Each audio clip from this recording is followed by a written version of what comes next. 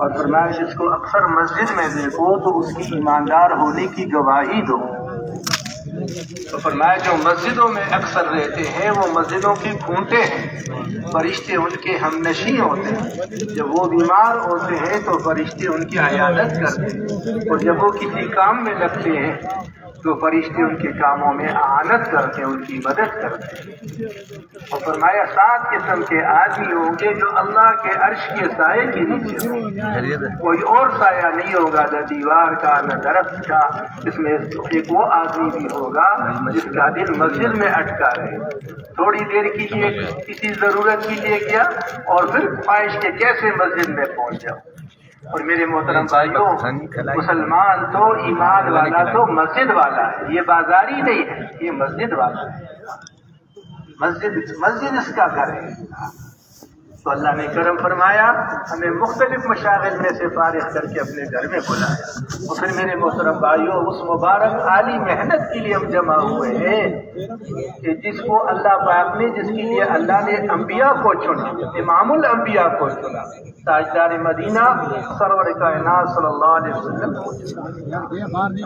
ہمارے آنے کا، ہمارا ملنے، ہمارے بیٹھنے کا، شب جمعہ کا مقصود کیا ہے کہ اللہ راضی ہو جائے، اور اللہ راضی ہو کر ہمارے لیے بھی پورے دین پر چلنا آسان کر دے، اور اللہ ہمیں ذریعہ بنا دے، اور وہ مبارک محنت زندہ ہو جائے جس سے دین وجود میں آتا ہے۔ ایک تو ہے میرے دوستوں اور بزرگوں دین کا زندگیوں میں آنا، اور ایک ہے اس محنت کا زندہ ہونا جس سے دین وجود میں آتا ہے، دین زندگیوں میں آتا ہے۔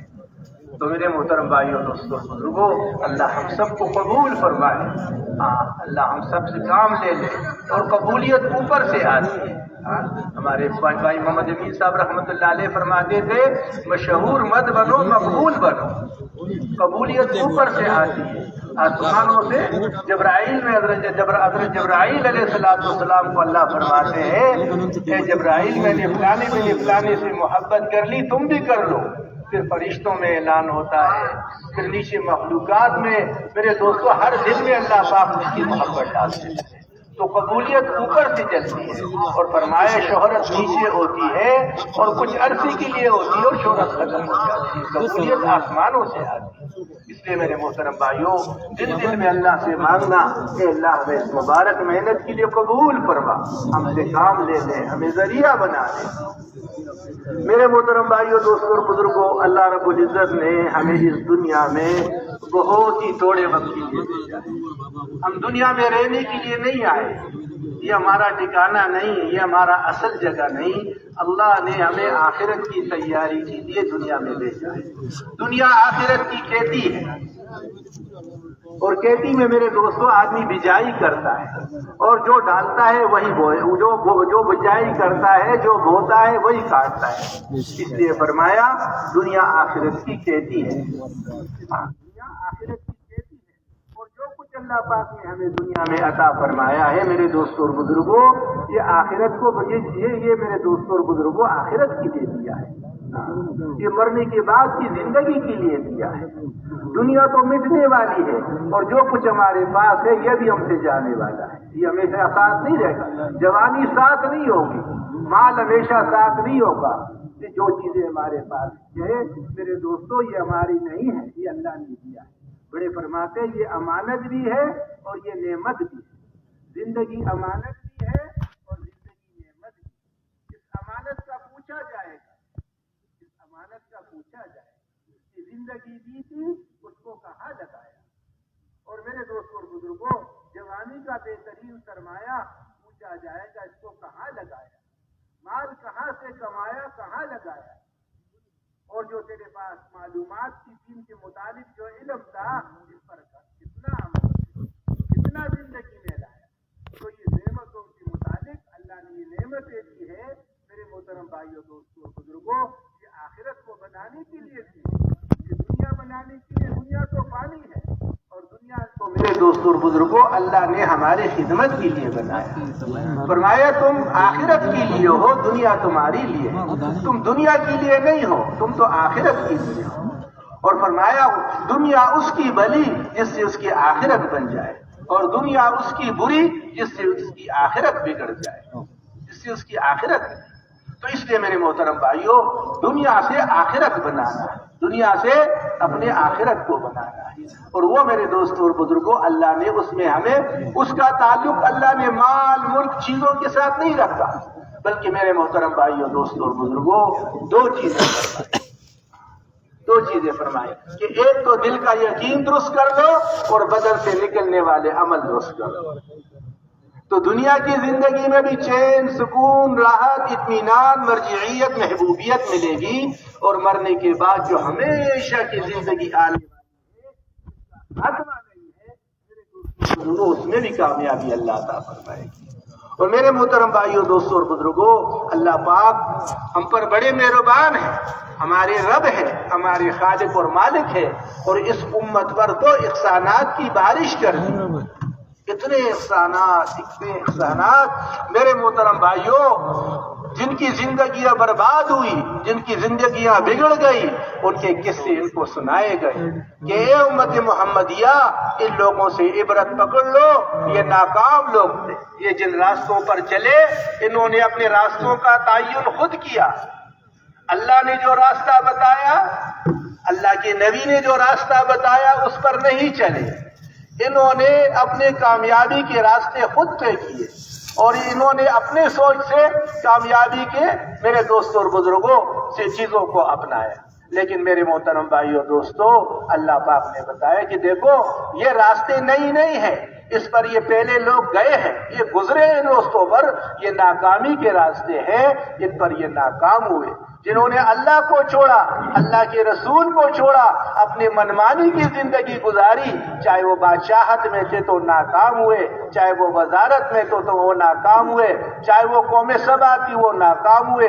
یہ سارے واقعات اللہ نے کرم فرمایا، اس امت کو بتائے اے امت محمدیہ، ان لوگوں سے عبرت پکڑ لو، یہ ناکام دنیا میں بھی ناکام اور آخرت میں بھی ہمیشہ چاہیے۔ حالانکہ دنیا میں اس کا بڑا مقام تھا، یہ ملک والے تھے، یہ بادشاہت والے تھے، تو جگہ جگہ میرے دوستوں اور بزرگوں واقعات بادشاہوں کے بیان کہ دیکھو یہ ملک کا بادشاہ تھا، یہ مصر کا بادشاہ تھا فرعون، لیکن اپنے ذہن سے ایک راستہ متعین کیا کامیابی کا، اللہ اور اللہ کی نبی کی بات کو نہیں مانا، تو کیسے اللہ پاک نے اس کو ناکام کیا؟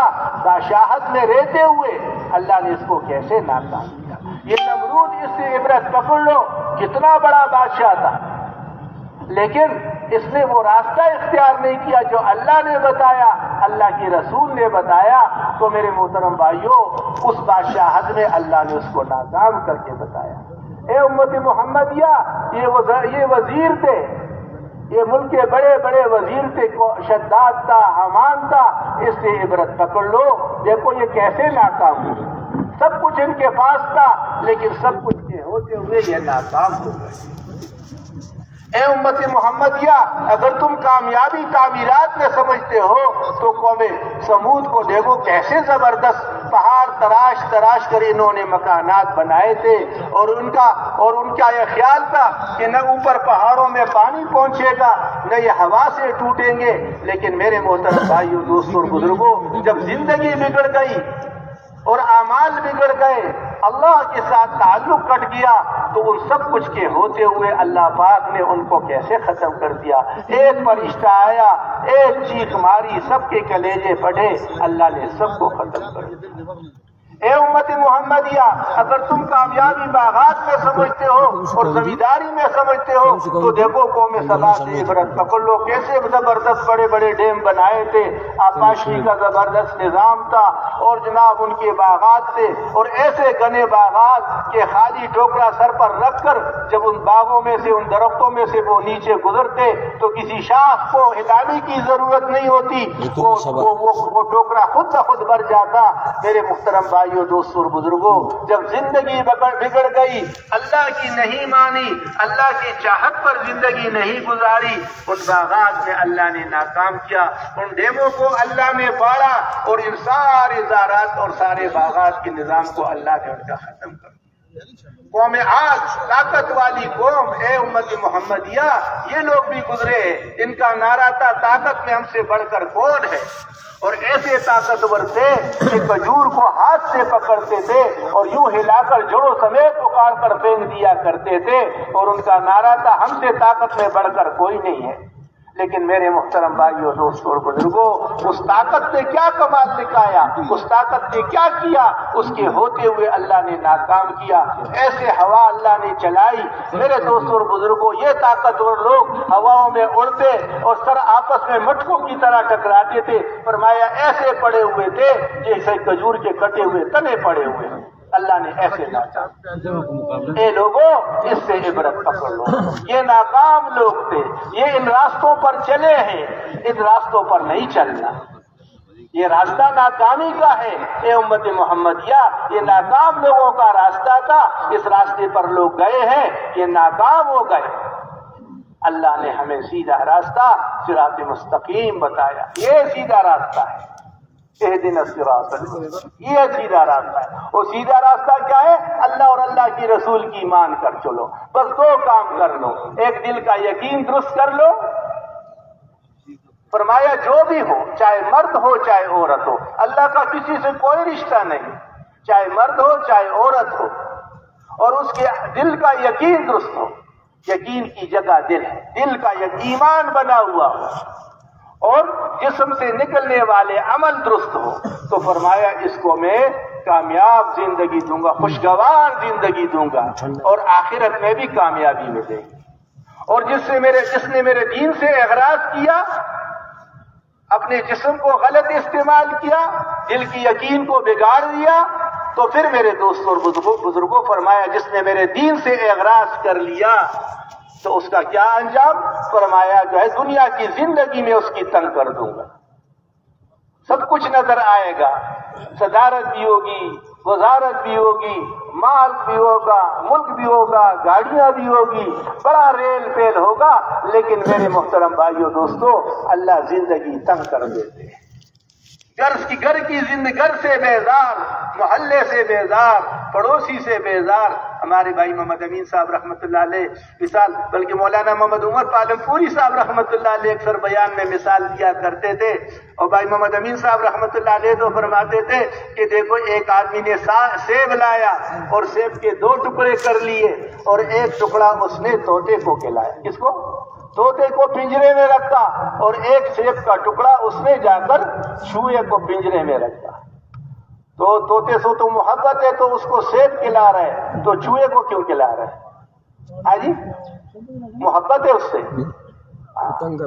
ارے اس نے پریشان کیا ہوا ہے، اور اس پریشانی سے بچنے کے لیے اس کو سیب کھلا۔ وہ سیب مولانا فرماتے تھے، مولانا محمد عمر پالم پوری صاحب رحمۃ اللہ علیہ، کہ بڑے خوش ہو کر وہ چوہا آتا ہے سیب کو روٹی کو دیکھ کر بڑا خوش ہوتا ہے، جیسے پنجرے میں گھستا ہے اور یوں پنجرا بند ہوا اور جناب وہ سیب لگا ہوا ہے، لیکن سیب پھر بھول جاتا ہے، کبھی ادھر پھدکتا ہے، کبھی ادھر پھدکتا ہے، کبھی ادھر کا راستہ، کبھی ادھر، کہیں راستہ ملتا نہیں، اور پھر صبح کیا ہوتا ہے بچے اس پنجرے کو لے کر پانی میں غوطے دیتے کہ اب امرود کا مزہ چکھ لو، اب سیب کا مزہ چکھ لو۔ تو اللہ پاک ڈیل دیتے ہیں، جیسے بچے پتنگ اڑاتے ہوئے نا چرخی چھوڑ دیتے ہیں، اور جناب پتنگ کو ڈیل چھوڑتے چھوڑتے، اور جب ٹوٹتا ہے تو پھر کہیں شاخ میں پھنستا ہے، کہیں کھمبے میں جا کر پھنستا ہے۔ ایسے میرے دوستو اللہ پاک کلی چھٹی اللہ دے دیتے، کرو کرو، اور جب ایک چھکی دیتا ہے میرے دوستوں اور بزرگوں، پھر کیا ہوتا ہے؟ فرعون کو ایک چھکی ماری، اور آخر میں کہنے لگا میں موسیٰ علیہ السلام اور ہارون علیہ السلام کے رب پر ایمان لایا، مگر ہاتھ سے اب جو ہے نا گاڑی نکل چکی تھی، فرمایا اب مٹی لے کر اس کے منہ میں ڈال دو۔ نبی نے کتنا سمجھایا، موسیٰ علیہ السلام نے کتنا سمجھایا۔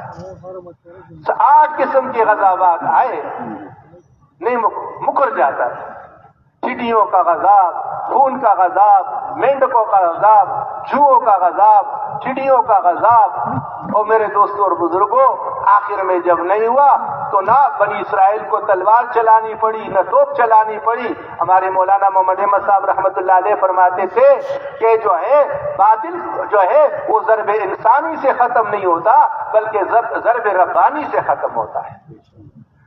جب دائی محنت کرتے کرتے کرتے ایک مقام تک پہنچتا ہے، پھر دو فیصلے آتے ہیں، یا اللہ ہدایت دے دیتے ہیں یا اس کا خاتمہ کر دیتا ہے۔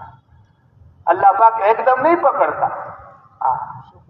اللہ پاک نے حضرت موسیٰ علیہ السلام، علماء فرماتے ہیں ہم اپنے بڑوں سے سنتے ہیں یہ بنی اسرائیل نبیوں کی اولاد ہے۔ حضرت اسحاق علیہ السلام سے لے کر حضرت عیسیٰ علیہ السلام تک ساری نبی ان کے پاس آئے۔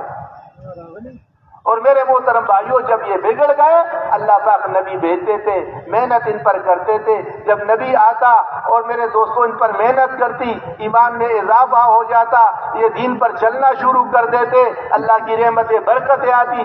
جب نبی چلا جاتا وہ محنت چھوٹ جاتی، دعوت چھوٹ جاتی، اور میرے دوستوں ایمان میں ضعف اور کمزوری آ جاتا، پھر کاروبار میں سے دین نکل جاتا، عبادات میں سے دین نکل جاتا، بدعات اور رسومات اور بت پرستی عام ہو جاتی۔ پھر اللہ رب العزت میرے دوستوں حالات ان پر لاتے تاکہ اپنے رخ کو بدل دے، اللہ کی طرف رجوع کر لے۔ اور میرے دوستوں اور بزرگوں، پھر اللہ پاک نبی کو بھیجتے تھے، نبی محنت کرتے۔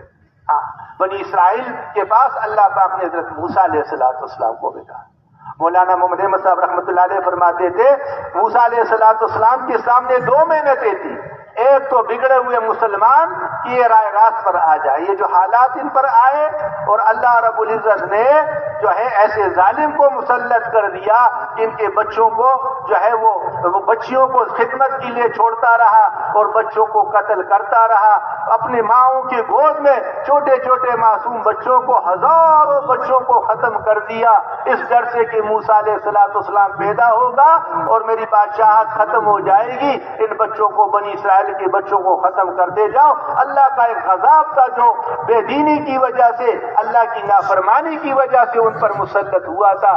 میرے محترم بھائیوں، دوستوں اور بزرگوں، موسیٰ علیہ السلام کو اللہ نے پیدا کیا، اللہ نے اماں کے دل میں ڈالا کہ اب اس کو جو ہے وہ بکسے میں ڈال دو، اللہ نے الہام کیا۔ علماء فرماتے ہیں ہارون علیہ السلام کو اللہ نے پیدا کیا، اس سال ایک سال بچوں کو چھوڑتے تھے اور ایک سال قتل کرتے تھے۔ جس سال قتل کرنے کا زمانہ تھا اس میں تو موسیٰ علیہ السلام کو پیدا کیا، اللہ دکھانا چاہ رہے تھے کہ تم نے اپنے طاقت دکھانا، اپنا زور دکھانا، دکھا لو۔ اللہ نے اس بچے کو اس گھر میں پال کے دکھایا، اور حضرت ہارون علیہ السلام کو اللہ نے اس سال پیدا کیا جس سال بچوں کو چھوڑنے کا سال تھا۔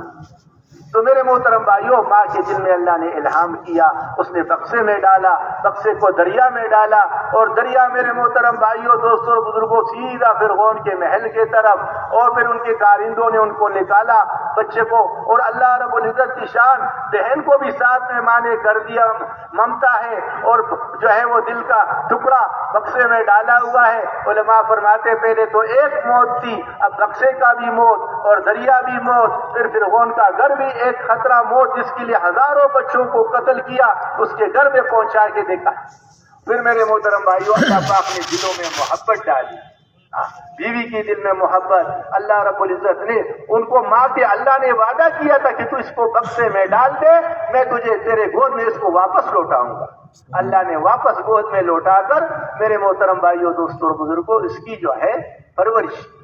تو موسیٰ علیہ السلام پھر وہاں سے لمبا قصہ ہے، مدین کی طرف جانا، شعیب علیہ السلام کی بکریوں کو چرانا، پھر ان کی بچی کے ساتھ شادی ہو جانا، پھر اپنی بیوی کو 10 سال کے بعد لے کر اپنا توشہ بکریوں کو لے کر چلنا، پہاڑ پر پہنچنا، وہاں سے اللہ پاک کی طرف سے نبوت کا مل جانا، آگ کے لیے جانا، اور وہاں میرے دوستوں اور بزرگوں اللہ پاک نے 2 نشانیاں بتا دی۔ دیکھو یہ آگ جو ہے آگ، ایک تو میرے دوستوں فرمایا بغل میں آگ ڈال، عصا پھینک دو، عصا پھینک دیا تو اللہ نے زبردست اشتہا بنا دیا، کہا موسیٰ اب اس کو پکڑ لو، پکڑ لیا تو اللہ نے ہاتھ میں پھر عصا بنا دیا، فرمایا اپنے ہاتھ کو بغل میں ڈال دو، بغل میں ڈال دیا تو سرچ لائٹ بنا دیا، کہا اب جا کر یہ 2 نشانیاں میرے لے جاؤ اور پھر فرعون کو دعوت۔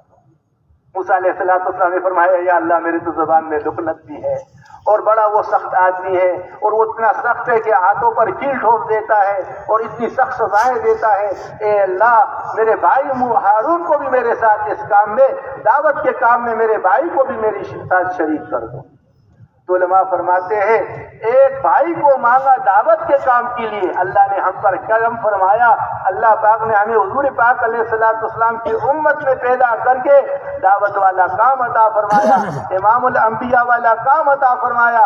موسیٰ علیہ الصلوۃ والسلام نے اپنے بھائی کو مانگا تو اللہ پاک نے جتنے پہلے احسانات کی علماء فرماتے ہیں وہ سارے بتا دیے۔ اے موسیٰ ہم نے تم پر یہ احسان کیا، تیرے ماں کے دل میں ڈالا، پھر بکسے میں، پھر فرعون کے گھر میں، پھر ہم نے تیرے لیے مدین کا راستہ سیدھا کیا، پھر اے موسیٰ یہ سارے تو نے کتی کو تپڑ مارا، وہ ہلاک ہوا، تو مدین کی طرف نکل گئے۔ اے موسیٰ اتنے احسانات کیے، ایک احسان یہ بھی کر لیتا ہوں، تیرے بھائی کو بھی تیرے ساتھ دائی بنا دیتا ہوں، اور ہم میں تم دونوں کے ساتھ ہوں، لیکن کرنا کیا، جاتی ہوئی میرا ذکر کرتی ہوئی جانا اور نرمی سے گفتگو کرنا، شاید وہ نصیحت قبول کر لے۔ دعوت سمجھایا، اس امت کو اللہ نے پیدا کیا ہے نا، صرف عبادت۔ حضور پاک ہمارے بزرگوں کی زندگیوں میں اللہ برکت عطا فرمایا، عجیب عجیب باتیں کرتے، عجیب عجیب اللہ ان کے زبانوں سے نکالتے۔ فرمانے لگے ایک بزرگ ہمارے ابھی اجتماع میں کہ دیکھو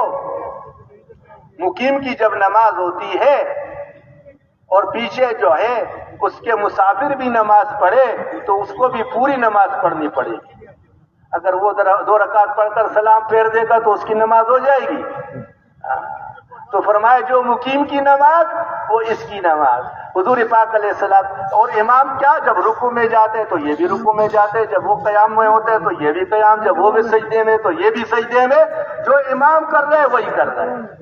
تو آپ علیہ الصلوۃ والسلام میرے محترم بھائیوں ہمارے یعنی اس کے بھی یعنی پورے دین کے بھی امام، عبادات کے بھی، معاملات کے بھی، معاشرت کے بھی، لیکن مقصد میں حضور پاک علیہ الصلوۃ والسلام کے تو آپ علیہ الصلوۃ والسلام کا مقصد کیا تھا کہ ساری انسانیت جہنم کی آگ سے بچ جائے، جنت میں جانے والا بن جائے۔ وہ مبارک عالی محنت، دعوت اللہ، اللہ کی طرف لوگوں کو بلانا، اللہ پاک نے حضور پاک علیہ الصلوۃ والسلام کی ختم نبوت کی برکت سے عطا فرمایا۔ اللہ کے بندوں کو اللہ کے ساتھ ملانا یہ کتنا اونچا تھا۔ تو میں عرض کر رہا تھا کہ موسیٰ علیہ السلام نے بھائی کو مانگا تو بھائی دے دیا، پھر دعوت کا طریقہ یہ اللہ پاک نے ہمیں میرے محترم بھائیوں، جیسے حضور نے ہمیں عبادت کا طریقہ بتایا کہ بھائی نماز پڑھ رہے ہو تو کھڑے ہو کر پڑھو، کھڑے ہو کر نہیں پڑھ سکتے ہو تو بیٹھ کر پڑھو، بیٹھ کر نہیں پڑھ سکتے تو لیٹ کر پڑھو۔ ایسے میرے محترم بھائیوں، دوستوں، بزرگوں، وہ محنت، وہ مبارک عالی محنت جس کے لیے اللہ پاک نے اس امت کو منتخب کیا، اللہ پاک نے حضور پاک علیہ الصلوۃ والسلام نے پہلے ہی دن سے امت کو اپنے ساتھ کام میں شامل کر کے اس کام میں شریک کیا، انفرادی دعوت دی۔ اور میرے دوستوں میں نام کی گاڑیوں میں ابو بکر صدیق رضی اللہ تعالیٰ عنہ، حضور اکیلے بھی دعوت دے رہے اور ساتھ میں ابو بکر بھی دعوت دے رہے رضی اللہ تعالیٰ عنہ، حضرت علی رضی اللہ تعالیٰ عنہ بھی دعوت دے رہے، زید بن حارثہ بھی ساتھ میں وہ بھی دعوت دے رہے، ام المومنین بھی اس کام میں ساتھ میں شریک ہے۔ میرے محترم بھائیوں، دوستوں اور بزرگوں، بڑے فرماتے ہیں عبادات تو جتنا دین اللہ پاک نے دیا، نماز کا حکم وہ بھی میرے دوستوں فرماتے مکے میں آیا تو ہے، حضور معراج میں گئے اور وہاں ملا، اور اس کے بعد لیکن مسجد قبلتین کہاں ہے بھائی؟ کہاں پر ہے؟ مدینہ منورہ میں، تو قبلے کا رخ بھی وہاں صحیح ہوا، السلام علیکم یرحمک اللہ، نماز بھی مکمل وہاں مدینے میں ہوئی، پھر سارا جناب عالی پردے کا حکم اور شراب حرام اور حرام حلال اور ساری چیزیں پورا دن۔ اب 13 سال کی محنت حضور کی کیا تھی، گھر گھر پھرنا، ایک ایک کے پاس جانا، ایک ایک کو سمجھانا۔ میرے محترم بھائیوں، وہ مبارک عالی محنت اللہ نے ہمیں عطا فرمایا۔ تو وہ محنت بھی اللہ پاک نے نبیوں کے سارے واقعات بتا کر ان کی دعوت ہمیں بتایا کہ بھائی دیکھو کیسے نبیوں نے دعوت دی۔ تو اللہ پاک موسیٰ علیہ الصلوۃ والسلام کو بھیج رہا ہے تو کیا فرمایا، ارے میں جب جاؤ دونوں بھائی تو میرا ذکر کرتے ہوئے جاؤ اور نرمی سے گفتگو کرنا، شاید وہ نصیحت کو قبول کر لیں۔ اے موسیٰ، لٹ بھی ہاتھ میں ہے، ڈنڈا بھی ہاتھ میں ہے، ڈنڈا نہیں مارنا، کیا کرنا؟ نرم نرم گفتگو کرنا شاید اللہ کے علم میں کہ یہ اللہ پاک سب کچھ جاننے والے ہیں، اللہ کے علم میں کہ یہ ایمان لانے والا نہیں ہے، لیکن پھر بھی اپنے نبی سے کہہ رہے کہ جاؤ، سارے نبیوں سے خود کہا جاؤ۔ موسیٰ علیہ السلام اور نوح علیہ السلام سے فرمایا اے نوح، اس سے پہلے کہ تیرے قوم پر عذاب آ جائے جا کر اپنے قوم کو سمجھاؤ، میرے عذاب سے ڈراؤ۔ تو نوح علیہ السلام کا پورا واقعہ، نوح علیہ السلام فرما رہے ہیں اللہ میں نے رات کو بھی بلایا، میں نے دن کو بھی بلایا، اللہ چھپ کے اکیلے بھی ان سے بات کی اور مجمع میں بھی ان سے بات کی۔ یا اللہ یہ اپنی انگلیوں میں، یہ اپنے کانوں میں انگلی ڈال کر اور چہروں پر پردہ ڈال کر مجھ سے بھاگتے رہے تاکہ یہ میرا چہرہ بھی نہ دیکھ سکے۔ اے اللہ میں نے ان کو سمجھایا کہ دیکھو اس رب کے حکم کو مانو گے، اللہ کی عبادت کرو گے، استغفار کرو گے، اللہ تمہیں بیٹیاں دیں گے، اللہ تمہیں بیٹے دیں گے، اللہ تمہیں باغات دیں گے، اللہ تم پر بارشیں برسائیں گے، اور ساری کارگزاری اللہ پاک کو سنا رہے۔ یہ سارا سورہ نوح دعوت ہی دعوت، دعوت ہی دعوت۔ موسیٰ علیہ السلام کا بار بار دعوت کیسے دعوت دی، کیسے جناب فرعون کو دعوت دی، کیسے بنی اسرائیل کو سمجھایا۔ بنی اسرائیل کو سمجھایا تم اپنے گھر کو، اپنے گھر کے روحوں کو اس کی طرف، قبلے کی طرف کرو۔ اگر تمہیں مسجد میں نہیں چھوڑ رہا، گھروں میں عبادت کرو، اللہ کی عبادت قائم کرو اور استغفار کرو، اللہ پاک کی مدد تمہارے ساتھ آئے گی۔ اور ادھر دعوت دیتے رہے فرعون کو۔ میرے دوستوں وہ اکڑتا رہا، وہ اپنے جو ہے وہ کفر میں آگے بڑھتا رہا، دعوت دیتا رہا، اور یہ میرے دوستوں دین پر آتے رہے۔ پھر اللہ نے کیا معاملہ کیا؟ اللہ پاک نے ان کو سب کو ایک بار دریا میں ڈال کر سب کو ختم کر دیا، اس کو تو غرق کر دیا۔ اور میرے دوستوں اور بزرگوں ان پر اللہ پاک نے کیا کیا کہ ان کے لیے 12 راستے دریا میں بنا دیے، پتھر میں سے 12 چشمے جا رہے، 12 قبیلے، حضرت یعقوب علیہ السلام کے 12 بیٹے، 12 بیٹوں کے 12 قبیلے، اور 12 قبیلوں کے پتھر میں سے 12 چشمے، 12 راستے، اور میرے دوستوں سب کے لیے جو ہے اوپر سے بادلوں کو سایہ بنایا، اوپر سے آسمانوں سے ان کے لیے کانے اتروائے، میٹھا اتروایا، سارا کیسا انتظام، دشمن کو بھی ختم کر دیا اور رحمت اور برکتیں ان پر آ گئی۔ میرے محترم بھائیوں، دوستوں اور بزرگوں، ہر زمانے میں ایسا ہوتا رہا۔ جب بھی میرے دوستوں اور بزرگوں جو ہے دین زندگیوں سے نکلا، میرے دوستوں حالات آئے، حالات آنے پر اللہ پاک کی پکڑ آئی، پھر اللہ کو پیار آیا، اللہ پاک نے نبیوں کو بھیجا۔ تو میرے محترم بھائیوں، دوستوں اور بزرگوں، نبی آ کر محنت کرتے تھے دلوں پر کہ سب سے پہلے 2 کام کر لو۔ ایک تو دل کا یقین درست کر لو، پہلے تو دل کے یقین کو درست کر لو، بدن سے نکلنے والے عمل درست کر لو۔ تو ساری نبیوں کی ایک ہی بات تھی کہ اے لوگوں لا الہ الا اللہ پڑھ لو، تم کامیاب ہو جاؤ گے۔ اے لوگوں ایک اللہ سے تعلق جوڑ دو، وہ خالق ہے، وہ مالک ہے، وہ رازق ہے، سب کچھ اس کی قبضہ قدرت میں ہے، جو چاہتے اپنی قدرت سے کرتے ہیں، کرنے میں وہ کسی کا محتاج نہیں، جو چاہتے ہیں میرے دوستوں اور بزرگوں کر ڈالتے ہیں، کرنے میں کسی کا محتاج نہیں۔ موت و زندگی، کامیابی ناکامی اللہ پاک کے ہاتھ میں ہے، جو چاہتے فرمایا میرے محبوب آپ کہہ دیجئے کہ ملک تو سارا اللہ کا ہے، جس کو چاہتا ہے ملک دیتا ہے، جس سے چاہتا ہے ملک کو چھین لیتا ہے، جس کو چاہتا ہے عزت دیتا ہے، جس کو چاہتا ہے ذلیل کر دیتا ہے۔ وہ ایسی زبردست ذات ہے کہ جاندار میں سے بے جان کو پیدا کر دیتا ہے، جاندار مرغی، بے جان انڈا، بے جان انڈا، جاندار چوزا، اور ایسی زبردست ذات ہے کہ رات میں سے دن کو نکال دیتا ہے اور دن میں سے رات کو نکال دیتا ہے۔ کبھی رات کو لمبا کر دیا، دن کا کچھ حصہ رات میں شامل کر دیا، کبھی رات کو چھوٹا کر کے رات کا کچھ حصہ دن میں شامل کر دیا، اور فرمایا جو ہے سارے خیرے اس کے ہاتھ میں، جو چاہتے اپنے قدرت سے کرتے، کرنے میں کسی کا محتاج ہے۔ ارادہ فرمایا سارے کائنات کو اپنی قدرت سے وجود دیا، 7 آسمانوں کو، 7 زمینوں کو، سب کو بنایا، اور میرے محترم بھائیوں اس کو بنا کر اس پر قبضہ بھی اللہ پاک، جو اللہ چاہتے کرتے۔ رات میں سے دن فرمایا اگر میں رات کو لمبا کر دوں تو کوئی ایسی طاقت ہے جو تم پر دن کو لا سکے، اور اگر دن کو لمبا کر دوں تو کوئی ایسی طاقت ہے جو رات کو لا سکے۔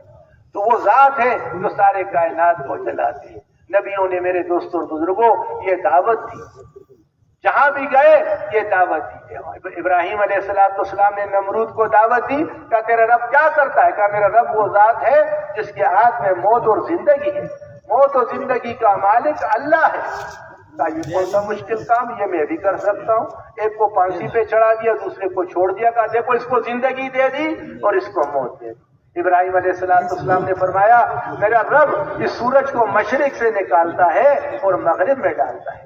واقعی اگر تو رب ہے تو آج مغرب سے نکال اور مشرق میں ڈال. تو گھبرا گیا. اتنا بڑا آگ کا گولا، اتنا بڑا سورج اللہ اپنے قدرت سے جب سے پیدا کیا ہے اپنا نظام اپنے محور میں چل رہا ہے. میرے دوستو چاند بھی ستارے بھی ایک نظام اللہ نے ان کا بنایا.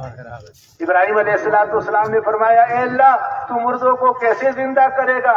کہا میرے خلیل یقین نہیں. اے اللہ یقین تو ہے. اے اللہ ایمان میں اور اضافہ ہو جائے، آنکھوں سے دیکھوں گا اور بھی ایمان میں ترقی ہوگی. فرمایا اچھا پرندوں کو پکڑ لو. پکڑ لیا. کب قیمہ بنا کر پہاڑوں میں رکھ دو. رکھ دیا. فرمایا اب ایک ایک کو آواز لگاتے رہو. قیمہ کیا ہوا مختلف پہاڑوں میں رکھا ہوا. حضرت ابراہیم علیہ السلام سے فرمایا ان کو اپنے ساتھ پال بھی لو تاکہ اس کو پہچان بھی لو. اور پھر میرے دوستوں وہ آتا رہا، آتے رہے وہ قیمہ کیا ہوا گوشت آتا رہا. سب اپنے سر کے ساتھ جوڑتے رہے. اللہ نے دوبارہ زندہ کیا تو میں ایسے زندہ کروں.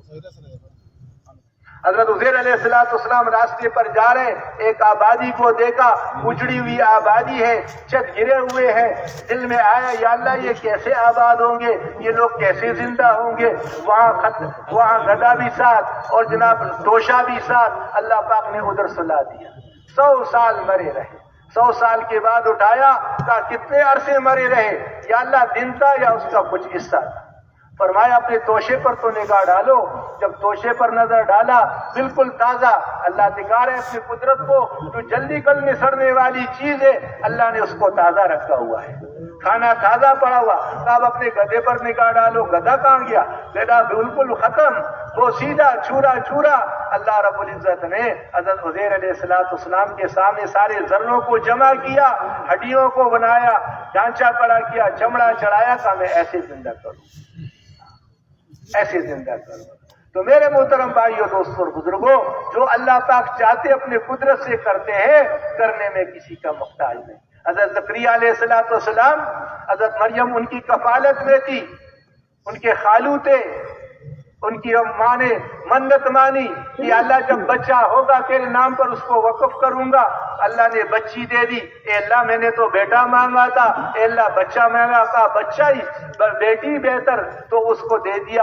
حضرت اور پھر میرے دوستوں اور بزرگوں فرمایا کون اس کی کفالت کرے؟ ایسی مبارک عورت بچی کی کون کفالت کرے؟ اب سارے اس وقت کے جو نیک لوگ تھے فرمایا اپنے قلم دریا میں ڈال دو. جس کا قلم الٹے سائڈ پہ چلے گا وہی اس کی کفالت کرے گا. اب میرے دوستو زکریا علیہ السلام کا قلم جس طرف پانی کا رخ دے رہا تھا اس کے الٹے سائڈ پر بہنے لگا، چلنے لگا. تو کفالت میں حضرت زکریا علیہ السلام کی آئی. خالو بھی تھے، جب بھی آتے تھے دروازہ کھولتے تھے. مریم کے سامنے رنگ پل پڑے ہوئے. فرمایا اے مریم یہ تیرے پاس بے موسم پل کہاں سے آئے؟ فرمایا اللہ نے بھیجے، اللہ کے خزانوں سے آئے. اللہ نے بھیجے. وہاں میں رات میں اللہ سے مانگنا شروع کر دیا. اے اللہ تو مریم کو اگر بے موسم پل دے سکتا ہے، اے اللہ میرے اوپر بھی موسم نہیں ہے. یہ میں اپنے الفاظ میں کہہ رہا ہوں. فرمایا اللہ میرے اوپر بھی موسم نہیں ہے. میں بوڑھا ہوں، میری بیوی بانج ہے، بڑا بڑھاپے میں بانج بیوی سے بچہ تو ہو نہیں سکتا. اللہ تو مریم کو بے موسم پل دے سکتا ہے تو مجھے بھی اولاد کا پل دے دے تاکہ میرا بھی کوئی وارث بن جائے. اور علماء فرماتے ہیں انبیاء کا وارث، انبیاء وراثت میں مال ملک چیزیں نہیں چھوڑتے. وہ تو اپنے دین کے تاکہ میرے دین کو آگے لے کر چلنے والا بنے. میرا جو مشن چل رہا ہے دعوت کا اس کو لے کر آگے چلنے والا بنے. تو اوپر سے خوشخبری آئی تجھے بھی بیٹا ملے گا، نام اس کا یحییٰ ہوگا. پھر انسان ہے یا اللہ کیسے ہوگا؟ ارے میں بوڑھا ہوں یا اللہ، بیوی بھی بانج ہے، اللہ کیسے ہوگا؟ تو فرمایا جو ہے اللہ رب العزت نے خوشخبری بنا دے دی کہ بھائی یحییٰ، حضرت یحییٰ علیہ السلام سے حضرت ابراہیم علیہ السلام عمر بڑی ہوئی ہے اور بڑھاپا ہے اور فرشتے آ رہے لوط علیہ السلام پر عذاب کے لیے، اس کے پاس مہمان ٹھہرے، انہوں نے کھانا کھلانا چاہا، کہا ہم تو فرشتے ہیں، اور پھر فرمایا تمہیں خوشخبری دے رہے اولاد کے، کہنے لگے بڑھاپے میں، فرمایا اللہ جو چاہتے ہیں اپنے قدرت سے کرتے ہیں، کرنے میں وہ کسی کا محتاج نہیں۔ اب پھر ہم جا رہے لوط علیہ السلام کو عذاب دے، اس کے قوم کو عذاب دینے کے لیے، فرمایا اس میں تو میرا بھائی لوط بھی ہے، فرمایا اس کی حفاظت کی جائے گی۔ اللہ پاک نے لوط علیہ السلام کی میرے دوستوں حفاظت کی، سارا قوم کا قوم، وہی فرشتے یہاں خوشخبری دے رہے اور وہاں ہلاکت کا ذریعہ بن رہے، اور اس پوری آبادی کو اٹھا کر نیچے پھینکا، اوپر سے پتھروں کی بارش کر دی۔ اللہ کے عوامر توڑنے والے تھے۔ میرے محترم بھائیوں، دوستوں اور بزرگوں، میں عرض کر رہا تھا انبیاء کرام علیہ السلام پہلے دلوں پر محنت کرتے تھے کہ دل کی یقین بن جائے۔ آدمی جو دین پر چلا کرتا ہے میرے محترم بھائیوں ایمان کی طاقت سے چلتا ہے۔ آدمی اپنے معلومات سے دین پر نہیں چلتا۔ اب سب کو معلوم ہے نماز فرض ہے، لیکن میرے محترم بھائیوں فجر میں اٹھنا، ٹھنڈے پانی سے وضو کر کے مسجد کی طرف آنا، یہ ایمان کی طاقت سے ہوگا۔ ایسے میرے محترم بھائیوں گرمی میں رمضان کا مہینہ آیا، اب سارے مسلمانوں کو معلوم ہے رمضان کا مہینہ، مسلمانوں پر رمضان روزہ فرض ہے، لیکن میرے محترم بھائیوں گرمی کے مہینے میں رمضان کا روزہ ایمان کی طاقت سے لگے۔ راستے پر جا رہے، اللہ کا حکم آیا اے ایمان والو اپنے آنکھوں کو جھکاؤ۔ میرے بھائیوں دوستوں اور بزرگوں یہ آنکھ جھکے گی، یہ جب جھکے گی کا ایمان بنا ہوا ہوگا۔ ایمان کا برک فیل ہوگا تو یہ نہیں جھک سکتا۔ چلتے چلتے آنکھ اٹھ گئی اور اللہ کے لیے جھک گئی تو فرمایا اللہ پاک ایمان کی وہ حلاوت نصیب فرماتے ہیں کہ اس کا مزہ یہ خود اپنے دل میں محسوس کرے، اور اس آنکھ جھکانے پر اللہ پاک اس کے لیے جنت میں محل بنا دیتے۔ فرمایا چار قسم کی آنکھوں پر جہنم کی آگ حرام ہے۔ ایک وہ آنکھ جو اللہ کے راستے میں جاگی ہو، ایک وہ آنکھ جو اللہ کے راستے میں ضائع ہوئی ہو، اور ایک وہ آنکھ جہاں سے اللہ نے روک دیا وہاں سے رک گئی ہو، اور ایک وہ آنکھ جس سے میرے محترم بھائیوں اللہ کی ڈر کی وجہ سے آنسو دے گئے ہو۔ فرمایا اگر کسی کے آنکھ سے مکی کے سر کے برابر بھی آنسو گر جائے، اس کا جہنم میں جانا ایسا ہی مشکل ہے جیسے دودھ کا تنوں میں واپس جانا۔ تو میرے محترم بھائیوں دوستوں اور بزرگوں یہ دل کا یقین دل بن جائے۔ دل میں ایک اللہ کی ذات عالی کا ہے۔ فرمایا تمہارے جسم میں گوشت کا ایک ٹکڑا ہے، اگر یہ بنا ہوا ہے تو سارا جسم بنا ہوا ہے، اور اگر اس میں بگاڑ ہے تو سارے جسم میں بگاڑ ہے۔ سمجھ لو وہ دل ہے، دل ہے، دل ہے۔ دل کا تعلق اللہ کے ساتھ جڑ جائے، اس میں ایک اللہ آ جائے، ایک اللہ آ جائے، پھر میرے محترم بھائیوں دوستوں بزرگوں جسم جو ہے اللہ نے اس دل کے جو دل میں ہوگا وہی جو آنکھ وہاں دیکھے گی جہاں دل چاہے گا، ہاتھ وہاں چلیں گے جہاں دل چاہے گا، پاؤں وہاں چلیں گے جہاں دل چاہے گا۔ تو میرے دوستوں یہ سارے اعضاء و جوارح کو اللہ نے دل کے ساتھ جوڑ دیا۔ دل بادشاہ ہے، تو دل سارے نبیوں نے آ کر دلوں پر محنت۔ پھر اس کے بعد میرے محترم بھائیوں دوستوں اور بزرگوں عبادات، بدن کا استعمال تو سب سے بڑا، سب سے بدن کا سب سے اعلیٰ استعمال نماز، سارا جسم۔ فرمایا 360 جوڑ 2 رکعت نفل میں، سارا 2 رکعت نماز پر سارا جسم استعمال ہو گیا اور سب کا صدقہ ہو گیا۔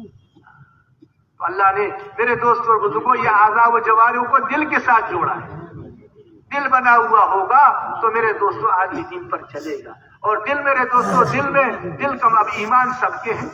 ایمان جس نے لا الہ الا اللہ محمد رسول اللہ پڑھ لیا یہ سارے ایمان والے ہیں، لیکن میرے محترم بھائیوں دوستوں اور بزرگوں ہماری ایمان بڑے مثال دیتے ایسی ہے کہ ایک بالٹی ہو پانی کا اور آپ نے ایک چائے کی چمچ چینی اس میں ڈالی، قسم تو کھایا جا سکتا ہے میں نے اس میں چینی ڈالی ہے، لیکن اس کی طاقت اتنی نہیں ہے کہ پورے بالٹی کو میٹھا کر سکے۔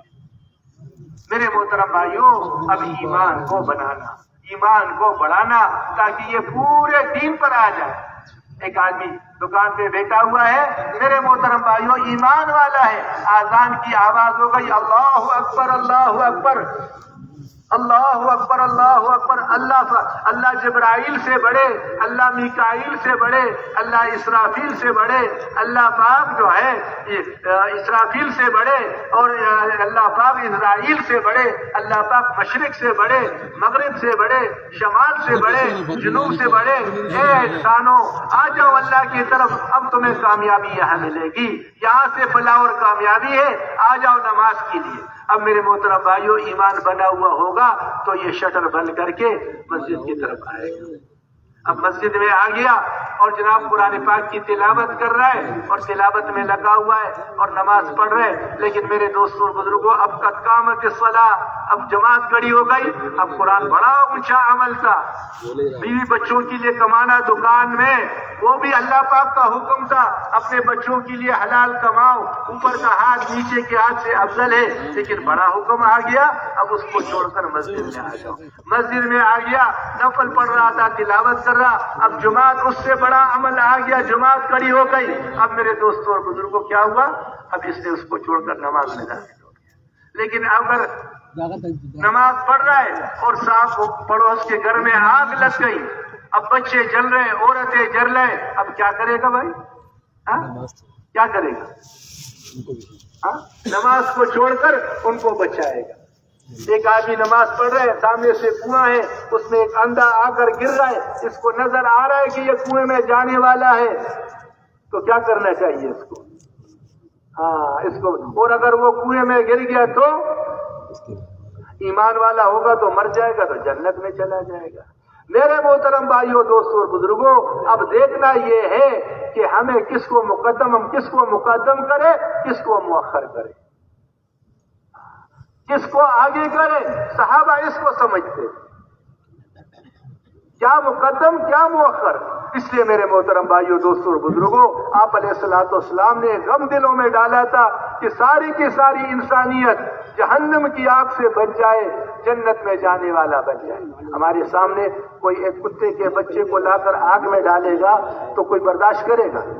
بھائی نماز نہیں پڑھ رہا ہے، روزہ بھی نہیں رکھ رہا ہے، اور دین پہ چلنا مشکل، لیکن اس ظلم کو وہ بھی برداشت نہیں کرتا کہ بھائی تم کتے نجس جانور ہے، لیکن یہ برداشت نہیں کر رہا، مرنے مرانے پر تیار ہو جائے گا، بھائی تم کتے کے بچے کو آگ میں ڈال رہے۔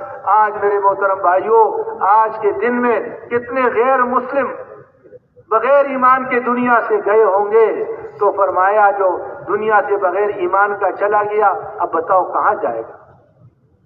ہم لوگ یہاں سے جاتے ہیں نا غیر مسلموں کے قبرستان پہ، تو ہم کہتے ہیں السلام علیکم یا اہل القبور، کیا اس کے لیے استغفار کرتے؟ نہیں، ان کے لیے استغفار بھی مت کرو، ان پر سلام بھی نہیں۔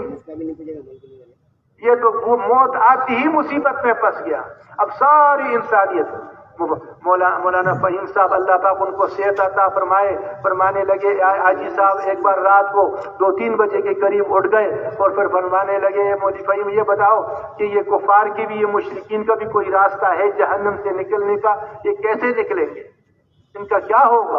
ہمیشہ ہمیشہ کے لیے مصیبت میں پھنس جائیں گے۔ اس لیے میرے محترم بھائیوں دوستوں اور بزرگوں، اللہ رب العزت نے ہم پر کرم فرمایا، ہم پر رحم فرمایا، ہمیں حضور پاک علیہ الصلوۃ والسلام کی امت میں پیدا فرما کر اللہ پاک نے ہمیں دوہرا کام عطا فرمایا۔ اللہ کے بندوں کو اللہ کی طرف بلانا، اللہ کے مخلوق کا تعلق اللہ کے ساتھ جوڑنا، یہ سب سے اونچا کام ہے، سب سے اعلیٰ کام۔ اس وجہ سے اللہ رب العزت نے اس امت کی تعریف کی ہے کہ اے امت محمدیہ تم بہترین امت ہو، اے امت محمدیہ تم بہترین امت ہو، اس لیے کہ تم ساری انسانیت کے لیے نکالے گئے۔ ہمارے بھائی کہہ رہے تھے نا اثر میں کہ اللہ رب الناس، قرآن هدى للناس، حضور صلی اللہ علیہ وسلم کافۃ للناس، اور یہ امت اخرجت للناس۔ یہ امت صرف چھوٹے سے گھرانے کے لیے 5-6 گھر کی فیملی کو 5-6 گھر کا گھرانا اس کے لیے نہیں، کراچی کے لیے نہیں، پاکستان کے لیے نہیں، یہ تو عالمی نبی کی عالمی امت ہے۔ جیسے بتایا نا بھائی نے کہ اللہ سب کا رب، نبی سب کا نبی، سب کے لیے رحمت۔ یہ امت میرے دوستوں قیامت تک آنے والی، اس لیے فرمایا اے ایمان والو اپنے آپ کو بھی اور اپنے اہل عیال کو بھی جہنم کی آگ سے بچاؤ۔ اے ایمان والو اپنے قریب کے رشتہ داروں کو بچاؤ، اے ایمان والو دیہات والوں کو بچاؤ، اے ایمان والے قریہ والوں کو بچاؤ۔ اور اس امت کے لیے بتایا اے امت محمدیہ تم تو بہترین امت ہو، تمہیں تو سارے عالم کے لیے بھیجا ہے، تو سارے عالم کے لیے تم۔ اس لیے میرے محترم بھائیو دوستو بزرگوں، اللہ نے بڑا اونچا کام ہمیں عطا فرمایا۔ اللہ پاک نے اس امت کو اتنا اعلیٰ مقام دیا۔ حضرت داؤد علیہ السلام کو اللہ نے زبور میں وہی فرمائی، اے داؤد ان قریب تیرے بعد ایک نبی آنے والا ہے جس کا نام محمد اور احمد ہوگا، وہ سچے اور سردار ہوں گے، وہ مجھے کبھی ناراض نہیں کریں گے، نہ میں اس سے کبھی ناراض ہوں گا، اور اس کے لغزشیں کرنے سے پہلے میں نے معاف کر دی۔ اے داؤد ان قریب تیرے بعد ایک نبی آنے والا ہے جس کا نام محمد اور احمد ہوگا، وہ سچے اور سردار ہوں گے، وہ مجھے کبھی ناراض نہیں کریں گے، نہ میں اس سے کبھی ناراض ہوں گا، اور اس کے لغزشیں کرنے سے پہلے میں نے معاف کر دیے۔ اور فرمایا اس کی امت میرے رحمت سے نوازی ہوئی ہے، میں نے اس کی امت کو وہ فرائض دیے جو پہلے انبیاء اور رسولوں کو دیے، میں نے اس کی امت کو وہ نوافل دیے جو پہلے انبیاء اور رسولوں کو دیے، اور قیامت کے دن جب یہ امت میرے سامنے آئے گی تو ان کے چہروں پر انبیاء کی نور کی طرح نور ہوگا۔ کیا ہوگا؟ ان کے چہروں پر انبیاء کے نور کی طرح نور ہوگا۔ اور فرمایا یہ ایسی مبارک امت ہوگی کہ چڑھائی پر چڑھتی ہوئی اللہ اکبر کہے گی، اور اترائی پر اتر کر سبحان اللہ کہے گی، اور فرمایا یہ جو ہے یہ دنیا میں پھرے گی، اللہ رب العزت کے ذات عالی کو انسانوں کی طرف متوجہ، انسانوں کی محبت اور جو اللہ پاک کے رحمت کو انسانوں کی طرف متوجہ کرے گی، اور انسانوں کو اللہ کی طرف متوجہ کی، اللہ کی محبت ان کے دلوں میں ڈالے گی، اور یہ زمین پر پھر کر اللہ پاک کی بڑائی کو بیان کرے گی، اللہ کی تعریف کرے گی۔ اور فرمایا ان کے مکانات جنت میں اتنے اونچے ہوں گے کہ انبیاء اور شہداء بھی ان کو دیکھ کر خوش ہوں گے، انبیاء اور شہداء بھی ان کو دیکھ کر خوش ہوں۔ تو میرے محترم بھائیو دوستوں بزرگوں، اللہ نے ہم پر بڑا کرم فرمایا، اللہ نے وہ مبارک عالی محنت ہمیں عطا فرمائی جو جس کے لیے اللہ نے تمام نبیوں کو بھیجا، امام الانبیاء کو بھیجا۔ اور میرے محترم بھائیو، میں نے پہلے عرض کیا کہ جب بھی کبھی بگاڑ آتا تھا اور لوگ دین کو چھوڑ دیتے تھے تو اللہ رب العزت میرے محترم بھائیو نبیوں کو بھیجتے تھے۔ حضرت آدم علیہ السلام سے اللہ نے یہ سلسلہ چلایا نبیوں کا، یہ سلسلہ چلتے چلتے تاجدار مدینہ سرور کائنات صلی اللہ علیہ وسلم پر آ کر روک دیا، اور فرمایا میں آخری نبی ہوں، میرے بعد کوئی نبی نہیں آئے گا۔ آدم علیہ السلام سے اللہ نے دو سلسلے چلائے، ایک انسانیت کا سلسلہ چلایا، پہلے نبی بھی آدم علیہ السلام اور پہلے انسان بھی آدم علیہ السلام۔ انسانیت کا سلسلہ چلتے چلتے قیامت تک انسان آتے رہیں گے، اور نبیوں کا سلسلہ چلتے چلتے تاجدار مدینہ سرور کائنات صلی اللہ علیہ وسلم پر آ کر روک دیا، فرمایا میں آخری نبی ہوں، میرے بعد کوئی نبی نہیں آئے گا۔ اور فرمایا جس کا مفہوم یہ ہے کہ میری مثال ایسی ہے کہ ایک تعمیر ہو رہی تھی اور اس میں اینٹ لگ رہے تھے، بلاک لگ رہے تھے، اور وہ چلتے چلتے ایک اینٹ باقی تھی، وہ لگا دی گئی اور وہ تعمیر مکمل ہو گیا۔ فرمایا نبی آتے رہے، نوح علیہ السلام آیا، ایک اینٹ لگا، پھر دوسرا، پھر تیسرا، 1,24,000 کم و بیش، علماء فرماتے 2 لاکھ تک کے نبی آئے، اور یہ تعمیر چلتی رہی۔ محمد الرسول اللہ کو بیچ کر اللہ نے نبوت کا دروازہ بند کر دیا کہ اب نبی کوئی نہیں آئے گا، اور وہ دعوت والی مبارک عالی محنت یہ امت کرے۔ اس لیے میرے محترم بھائیو دوستوں بزرگوں، ہم بڑے خوش قسمت ہیں، ہماری ذمہ 2 کام ہیں، ایک خود پورے دین پر چلنا، اور ایک ساری انسانیت کو پورے دین پر لانا، بلکہ ساری دنیا میں وہ مبارک عالی محنت میرے دوستوں زندہ ہو جائے جس سے دین وجود میں آتا ہے، وہ مبارک عالی محنت، دعوت اللہ کی طرف لوگوں کو بلانا۔ اس لیے فرمایا اے ایمان والو، میں تمہیں ایسا کاروبار، ایسا تجارت نہ بتاؤں جو تمہیں دردناک عذاب سے بچائے۔ اے ایمان والو، میں تمہیں ایسا تجارت، ایسا کاروبار نہ بتاؤں جو تمہیں دردناک عذاب سے بچائے۔ وہ تجارت، وہ کاروبار کیا ہے؟ اللہ اور اللہ کے رسول پر ایمان لاؤ، اللہ کی دین کے لیے جد و جہد کرو، جان بھی لگاؤ، مال بھی لگاؤ، جان بھی لگاؤ، مال بھی لگاؤ۔ اور پھر اس پر ملے گا کیا؟ آدمی تجارت پر جان مال لگاتا ہے تو کہتے ہمیں نفع کیا ملے گا؟ جب میں دکان پر بیٹھوں گا اور میرا مال بھی لگے گا، میرا جان بھی لگے گا، تو مجھے نفع کیا ملے گا؟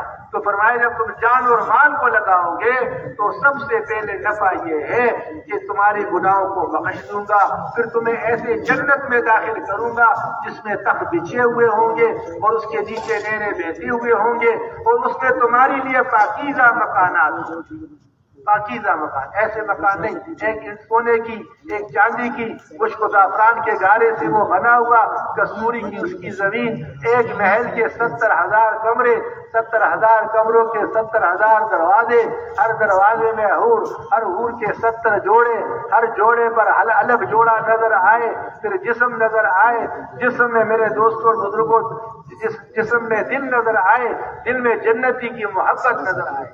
فرمایا اللہ نے ایمان والوں کے لیے ایسے تیار کیے ہیں، ایسا جنت تیار کیا ہے کہ نہ کسی آنکھ نے دیکھا ہے نہ کوئی اس کے متعلق سوچ سکتا ہے۔ اس لیے فرمایا مومن کے جان اور مال کو اللہ نے جنت کے بدلے خرید لیا ہے۔ ہمارا جان کس کا ہے بھائی؟ اللہ کا۔ ہمارا مال کس کا ہے؟ اللہ کا۔ اور یہ تو پہلے ہی عرض کیا کہ یہ جان مال دیا ہی اس لیے کہ اس سے اپنی جنت بنا لو، اس سے اپنی آخرت بنا لو۔ یہ جان مال اللہ نے دنیا بنانے کے لیے نہیں دیا کہ اس سے دنیا بنا لو۔ دنیا فانی ہے، دنیا ختم ہونے والی ہے، اور جو چیزیں ہمارے پاس ہیں وہ بھی ہم سے جانے والی ہے، وہ ہم سے چھوٹنے والی ہے۔ تو فانی کو فانی پر لگانا کوئی عقل کی بات نہیں، بلکہ میرے دوستوں اور بزرگوں فانی کو آخرت کے لیے۔ جو اور بات ہے کہ اللہ رب العزت ایمان والی کی دنیا پر بھی جنت دے۔ ایک آدمی جو ہے اپنا کاروبار کر رہے ہے، تاجر ہے، تجارت کر رہے، اور فرمایا یہ تاجر صدیقین، انبیاء اور شہداء کے ساتھ ہوگا، جس کی تجارت میرے دوستوں ٹھیک ہوگی اور سنت کے مطابق ہوگی، اللہ کے حکموں کے مطابق ہوگی۔ ایک آدمی اپنے بچوں سے محبت کر رہا ہے، اس محبت پر بھی اللہ پاک اس کو ایک آدمی اپنے باپ کو محبت کی نگاہ سے دیکھ رہا ہے، اس محبت پر بھی اللہ پاک ایک حج اور مقبول عمرے کا ثواب دے رہا ہے۔ میرے دوستوں اور بزرگوں، اس کی تو دنیا بھی دین ہے، لیکن میرے محترم بھائیوں، ہمیں جو کچھ اللہ پاک نے دیا ہے یہ دنیا بنانے کے لیے نہیں دیا، بلکہ اس سے اپنے آخرت کو بنانا ہے، کہ اس سے ہماری آخرت بن جائے۔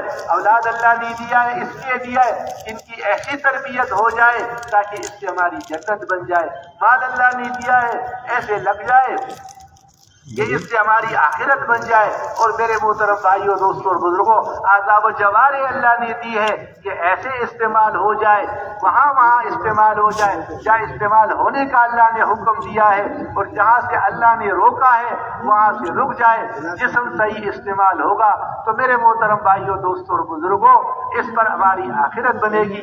اور میں نے پہلے عرض کیا کہ انہی چیزوں پر کہ جس کا دل کا یقین درست ہوگا اور بدن سے نکلنے والا عمل درست ہوگا، چاہے وہ غریب ہے، جھونپڑی میں رہنے والا ہے، ایک وقت کھانے کو ہے دوسرے کو نہیں ہے، اور میرے دوستوں اور بزرگوں لباس بھی اچھا نہیں ہے، لیکن یہ ایمان اور عمل والا ہے، اللہ کے ہاں بڑا قیمتی ہے۔ آپ علیہ الصلوۃ والسلام مسجد نبوی میں بیٹھے ہوئے تھے، ایک آدمی سامنے سے گزرا، فرمایا اس آدمی میں مفہوم بیان کرتا ہوں کہ اس آدمی کے متعلق کیا خیال ہے؟ فرمایا اللہ کے نبی جو ہے بڑے ثروت والا آدمی ہے، اور جناب اگر کسی کی سفارش کر دے تو قبول ہو جائے، اور کسی کو یہاں منگنی کا پیغام دے دے تو قبول ہو جائے، اور جناب اس کی بڑی باتیں بتائی کہ بڑے ثروت والا ہے، ان کی بات چلتی ہے۔ اور فرمایا یہ دوسرا تو آدمی گزر گیا، کہا اس کے متعلق کیا خیال ہے؟ فرمایا اے اللہ کے نبی مفلس فقیر آدمی ہے، اگر کہیں شادی کا پیغام دے دے تو قبول نہ ہو، کسی کی سفارش کرے تو قبول نہ ہو۔ فرمایا اگر پہلے والے سے ساری دنیا بھر جائے اس سے یہ آخری آدمی بہتر۔ تو اللہ کے ہاں میرے دوستوں اور بزرگوں، مال ملک چیزوں کی بات نہیں، اللہ کے ہاں تو میرے محترم بھائیوں ایمان اور عمل، جس نے دین کے مطابق زندگی اپنایا، اللہ کے حکموں کو نبی کے طریقوں پر پورا کیا، اللہ اس کو کامیاب کر دیں گے، دنیا میں بھی کامیابی دیں گے، چین دیں گے، سکون دیں گے، راحت دیں گے، اطمینان دیں گے، مرجعیت دیں گے، محبوبیت دیں گے، اور میرے محترم بھائیوں دنیا کی زندگی بھی خوشگوار بنے گی۔ اور یہ میرے دوستوں یہ ایمان والا تو اللہ کے ہاں اتنا قیمتی ہے، جب تک یہ ایمان والا دنیا میں ہے یہ سارا دنیا کا نظام چلتا رہے گا، یہ ساری کائنات، یہ انسان، یہ ایمان والا ساری کائنات کا دھولا ہے۔ جس طرح دل کے ساتھ سارا جسم جڑا ہوا ہے اور سارے اعضاء و جوارح جڑے ہوئے ہیں، ایسی میرے دوستوں اور بزرگوں اس کے عمل کے ساتھ کائنات کا سارا نظام جڑا ہوا ہے. اگر یہ بنا ہوا ہوگا تو سارے کائنات کا نظام بنا ہوا ہوگا, اور اگر اس کے عمل بگڑے ہوئے ہوں گے تو میرے دوستوں اور بزرگوں کیا فرمایا کہ خشکی اور تری میں جو فساد آتا ہے, اے انسان یہ تیرے ہاتھوں کی پیداوار ہے. ایک آدمی ایک اینٹ اوپر پھینک رہا ہے, ایک پتھر اوپر پھینک رہا ہے, اب اس انتظار میں کہ سر سے گلاب کا پھول آئے گا, ایسا نہیں ہو سکتا. جو اوپر پھینکتا ہے وہی سر پر آ کر لگے گی. میرے دوستوں اور بزرگوں, یہ فرشتے لگے ہوئے انسان کے اعمال پر, آنکھوں کا دیکھنا, زبان کا بولنا, کانوں کا سننا, اعضاء و جوارح کا استعمال, دل کا یقین, یہ سارا لوڈ کیا جا رہا ہے, یہ اوپر جا رہا ہے, اسی کے مطابق دنیا میں پیش کیا جا رہا ہے. آپ علیہ السلام معراج پر جا رہے ہیں اور حضرت جبرائیل علیہ السلام ساتھ تھے. فرمایا کچھ اوپر چیزیں جا رہی ہے, کچھ نیچے آ رہی. فرمایا جبرائیل میں مفہوم بیان کرتا ہوں, جبرائیل یہ کیا ہے؟ فرمایا یا رسول اللہ یہ تیرے امت کے اعمال ہیں جو اوپر جا رہے ہیں, اور جیسے اعمال اوپر جا رہے ہیں اسی کے مطابق دنیا میں فیصلے آ رہے ہیں. روزانہ بازار کے نرخ لوگ نرخلانے مقرر کرتے, یہ اس ریٹ میں ہوگا, یہ اس کی قیمت یہ ہوگی, پیٹرول کی قیمت یہ ہوگی. بلکہ فرشتے روزانہ تو آتے ہیں بازار میں, اعلان کرتے ہیں یہ اس پر بکے گا, یہ اس پر بکے گا, یہ اس پر بکے گا.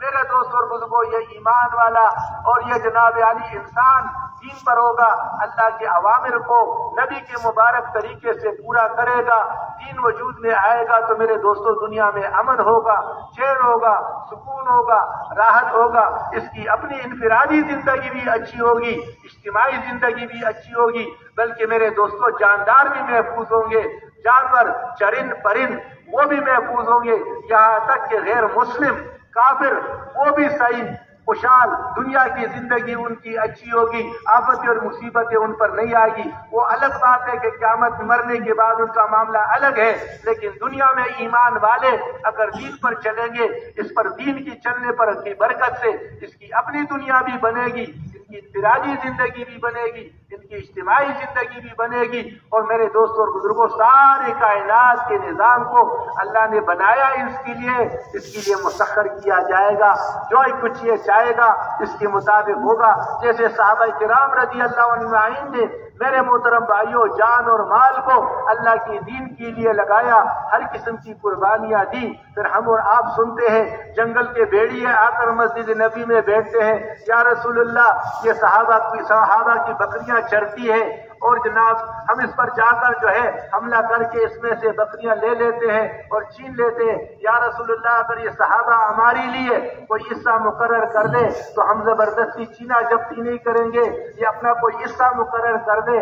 آپ علیہ السلام نے صحابہ کی طرف دیکھا, کہا یہ کیا کہہ رہے ہیں؟ کہا اللہ اور اللہ کی رسول ہی جانے, ہم تو ان کی زبان نہیں جانتے, یہ کیا کہہ رہے ہیں؟ فرمایا یہ آئے ہیں کہ اگر تم اپنے جانوروں میں سے کچھ حصہ ان کو دے دیا کرو, ایک حصہ مقرر کر دو, تو پھر تمہارے جانور چرتے رہیں گے اور ان پر وہ حملے نہیں کریں گے. تو صحابہ تو بڑے ہوشیار تھے اور اللہ نے ان سے وہ کام کرائے کہ آئندہ امت کے لیے آسانی کہتے. فرمایا یا رسول اللہ ہم کیسے اپنے ہاتھوں سے جانوروں کو دیں, ہم چھوٹے بکری کے بچے کو پالے اور جا کر جنگل میں چھوڑ دیں, یہ تو ہمارا دل گوارا نہیں کرتا. آپ نے فرمایا جاؤ یہ اپنی تمہارا جو مقدر ہے وہ ڈال لیا کرو, اور جو یہ اپنے مال کی حفاظت کریں. میرے محترم بھائیوں, حضرت عمر بن عاص رضی اللہ تعالیٰ عنہ مصر میں گورنر ہے, اور دریائے دجلہ میرے دوستوں جو ہے وہ اس پر یہودی جو ہے ایک خوبصورت لڑکی کو زیور وغیرہ پہنا کر ڈالتے تھے, اس کے بعد وہ چلتا تھا وہ دریا. اب میرے دوستوں جب مسلمانوں کی حضرت عمر بن عاص رضی اللہ تعالیٰ عنہ گورنر بنے مصر, مسلمانوں کے پاس آیا تو کہا ہم یہ ظلم کرنے نہیں دیں گے, ایک انسان کو ہم دریا میں ڈالے اور یہ ہم نہیں کریں گے. انہوں نے روک دیا. اب وہ رک گیا, دریا چل نہیں رہا تھا. ہندو اپنے بستر بوری, یہود اپنے بستر بوری باندھ کر جانے لگے. کہا دیکھو یہ دریا میں اور بچی کو ڈالیں گے نہیں, خوبصورت لڑکی کو ڈالیں گے نہیں, اور جناب یہ دریا چلے گا نہیں, کاشتکاری آ جائے گی. لہٰذا انہوں نے چلنا شروع کر دیا, مصر خالی کرنا شروع کر دیا. عمر بن عاص رضی اللہ تعالیٰ عنہ نے حضرت عمر رضی اللہ تعالیٰ عنہ کو خط لکھا. فرمایا امیر المومنین ہم نے اس حرکت کو یہودیوں کا روکا ہے, اب وہ جو ہے وہ مصر چھوڑ کر جا رہے ہیں اور دجلہ بھی رک گیا ہے, کیا کریں؟ تو آپ عمر رضی اللہ تعالیٰ عنہ نے خط لکھا کہ یہ میرا خط دریا میں ڈال دینا. اور ایک حضرت عمر بن عاص رضی اللہ تعالیٰ عنہ کے نام خط لکھا، یہ میرا خط دریا میں ڈال دیں۔ اب جو خط دریا میں ڈالا گیا، علماء فرماتے 16 ہاتھ دریا اٹھا اور آج تک چل رہا ہے، اور میرے دوستوں اور بزرگوں اس میں کوئی کمی نہیں آئی۔ حضرت عمر رضی اللہ تعالیٰ عنہ مسجد نبی میں بیٹھے ہوئے یا ساری الجبل کی آواز لگا رہے ہیں، ساریہ پہاڑ کی طرف دیکھ، نہ ٹیلی فون نہ کوئی وائرلیس سسٹم، اللہ نے وہ آواز وہاں پہنچائی۔ جب وہ آئے، اب صحابہ حیران، حضرت عمر رضی اللہ تعالیٰ عنہ خطبے میں کہتے یا ساری الجبل، صحابہ حیران ہو گئے، ساریہ کہاں ہے اور پہاڑ کہاں؟ اور حضرت عمر کیا کہہ رہے ہیں؟ فرمایا میں ساریہ کو اشارہ دے رہا تھا، اس پر دشمن حملہ کر رہا تھا۔ جب وہ آیا انہوں نے کارگزاری سنائی، فرمایا ہاں ہم پر دشمن حملہ کرنے والا تھا۔ حضرت عمر رضی اللہ تعالیٰ عنہ کی آواز کان میں پڑی تو ہم نے دوسری طرف کا رخ کیا، اللہ نے ہمیں فتح دے دی۔ تو میرے محترم بھائیوں، اللہ نے سارے کائنات کو ان کے لیے مسخر کر دیا۔ شیر بیٹھا ہوا ہے، صحابی جا رہے، کان سے پکڑا، تھپڑ مارا، فرمایا اگر تمہیں اللہ نے کسی کے چیرنے پاڑنے کے لیے بھیجا ہے تو جا اپنا کام کر، ورنہ مسلمانوں کو تنگ نہ کر۔ تھپڑ مارا اور دم دبا کر چلا گیا۔ صحابہ جنگل میں جا رہے، اعلان کر رہے، اے جنگل کے جانوروں سن لو، یہاں حضور کے صحابہ آئے ہوئے، جنگل خالی کر دو۔ اللہ وہ میرے دوستوں، جنگل جانور اپنے بچوں کو منہ میں لے کر جنگل سے نکل گئے۔ انہوں نے وہاں مرچہ بنانا تھا، قیام کرنا تھا، وہ وہاں جنگل میں۔ تو ساری کائنات کو میرے دوستوں میں نے عرض کیا، جس طرح دل کے ساتھ سارے اعضاء جڑے ہوئے ہیں، ایسے ایمان والوں کے اعمال کے ساتھ سارے کائنات کو اللہ نے جوڑا ہوا ہے۔ اگر یہ بنا ہوا ہوگا، کائنات بنا ہوا ہوگا، اگر اس کے اندر بگاڑ ہوگی تو ساری دنیا میں بگاڑ ہوگی۔ اس لیے میرے محترم بھائیوں، اللہ پاک نے نبیوں کو انسانوں کے پاس بھیجا۔ ہاتھی کتنا بھی بگڑ جائے اس کے ساتھ فرشتے نہیں لگائے، شیر کتنا بھی بگڑ جائے 2-4 آدمیوں کو مار دے گا، لیکن میرے دوستوں اگر مسلمان کا عمل بگڑ جائے، ایک قوم کی صرف تجارت میں گڑبڑ ہو گئی، جھکتا ہوا لیتے تھے اور ہلکا دیتے تھے، کیا انجام ہوا؟ میرے محترم بھائیوں، دوستوں اور بزرگوں، اس لیے انسان کا جو عمل ہے، جسم سے نکلنے والے عمل اگر بگڑ گئے، اللہ کی ناراضگی والے اعمال ہوں گے، پھر دنیا میں بگاڑ، یہ بگاڑ کوئی اس کو ٹھیک نہیں کر سکتا۔ میرے محترم بھائیوں، جب تک واپس اپنے رخ پر نہ آ جائے، اس کے لیے اللہ رب العزت سے یہ مبارک عالی محنت ہمیں عطا فرمائی ہے۔ حضور پاک علیہ الصلوۃ والسلام کی ختم نبوت کی برکت سے ساری امت کی ذمہ داری ہے۔ اور میرے دوستوں اور بزرگوں، یہ تو ہم اور آپ پڑھتے رہتے ہیں فضائل اعمال میں۔ آپ اگر جو ہے حدیث میں جو ہے وہ مثال بیان کی کہ بھائی ایک جہاز ہو، اس میں کچھ نیچے کے حصے کے لوگ اور کچھ اوپر کے حصے کے لوگ، اوپر والوں کو پانی کی ضرورت ہوتی ہے، وہ نیچے جا کر جناب پانی لیتے، اوپر جا کر پانی لیتے ہیں۔ اب اوپر والے کہتے بار بار، نیچے والے کہتے بار بار، اوپر جانے سے اوپر والوں کو تکلیف ہوتی ہے، چلو ہم نیچے ہی ہم سوراخ کھول لیں دریا میں تاکہ یہی پانی ملتا رہے۔ فرمایا اگر اوپر والے ان کو اس حرکت سے نہیں روکیں گے تو ایسی صورت میں جہاز غرق ہو جائے گا اور دونوں فریق تباہ ہو جائے گا۔ ہمیں سب کا واقعہ ہم اور آپ علماء سے سنتے ہیں، قرآن پاک میں دیا ہفتے کے دن شکار کرنے والے، اس میں 3 طبقے تھے، ایک حکم توڑ رہے تھے، اللہ نے حکم ہفتے کے دن شکار کو بند کیا، امتحان تھا، مچھلیاں سارے دریا کے اوپر آ جاتی تھی، اتنی مچھلیاں ہوتی تھی، اب ان کے راڈ ٹپکتے تھے کہ بھائی اب ہم اس کو پکڑ لیں۔ جیسے جمعے کا ہمارا بھائی جمعے کا اذان ہو جائے تو مسجد میں آ جاؤ، اس وقت گاہک آنے شروع ہو جاتے۔ اب یہ ایمان کا اللہ پاک ایمان کو دیکھنا چاہتے، اب یہ گاہک کی طرف یا مسجد، تو ان کے لیے ہفتے کا دن میرے دوستوں اور بزرگوں پابندی کا کہ اس دن اب انہوں نے ہیلے بنانے شروع کر دیے۔ اب اس دن نالیاں اور گڈھے بنا کر انہوں نے بڑے بڑے ایسے گڑھے بنا کر وہ مچھلیاں اس میں پھنسا دیتے تھے اور اتوار کے دن پکڑتے تھے، کہتے تھے ہم تو اللہ کے حکم کو نہیں توڑتے، ہم تو ہفتے کے دن شکار نہیں کرتے، ہم تو اتوار کے دن کرتے۔ اب اور ایک ٹولہ ایسا تھا، انہوں نے کہا بھائی ایسا حرکت نہیں کرنا، اللہ ناراض ہو جائیں گے اور اگر غضب آ جائے گا تو ہم سب پکڑ میں آ جائیں گے، تو وہ نہیں مانے۔ اب انہوں نے بستی کو چھوڑا اور وہ نکل گئے۔ دوسرا طبقہ انہوں نے کہا یہ جانے ان کا، جیسے ہم کہتے ہیں یہ اپنے قبر میں جائے گا، نماز نہیں پڑھتا تو نہ پڑھے، یہ اپنے قبر میں جائے گا، میں اپنے قبر میں جاؤں، ایسی بات نہیں ہے۔ انہوں نے کہا یہ اپنا جان ہے، میرے دوستوں جب غضب آیا اللہ پاک کا، اللہ نے ان کو بندر خنزیر بنا دیے اور میرے دوستوں اور بزرگوں 3 دن کے اندر اندر وہ سارے ختم ہو گئے۔ بچ گئے وہ لوگ جنہوں نے شیر کو چھوڑا اور نکل گئے، وہ تو بچ گئے۔ اور میرے دوستوں اور بزرگوں باقی جو ہے وہ دونوں طبقہ جو حکم کو توڑ رہے تھے وہ بھی مصیبت میں آ گئے، اور جو حکم کو یہ بنی اسرائیل ان کے اوپر ضروری نہیں تھا کیونکہ نبی آتے رہے، نبیوں کا سلسلہ چل رہا تھا. زکریا علیہ السلام نبی، یحییٰ علیہ السلام نبی، یعقوب علیہ السلام نبی، بیٹا یوسف علیہ السلام نبی، ہارون علیہ السلام نبی، بھائی موسیٰ علیہ السلام نبی، شعیب علیہ السلام سسر مدین میں نبی نبی نبی نبی علاقے کے لیے، قوم کے لیے. ان کے لیے اتنا ضروری نہیں تھا. اس امت کی تو ذمہ داری لگائی گئی ہے، ذمہ داری. فرمایا اگر تم دعوت والے کام کو چھوڑ دو گے تو کیا فرمایا، پھر تم دعائیں مانگو گے اور دعائیں قبول نہیں ہوگی.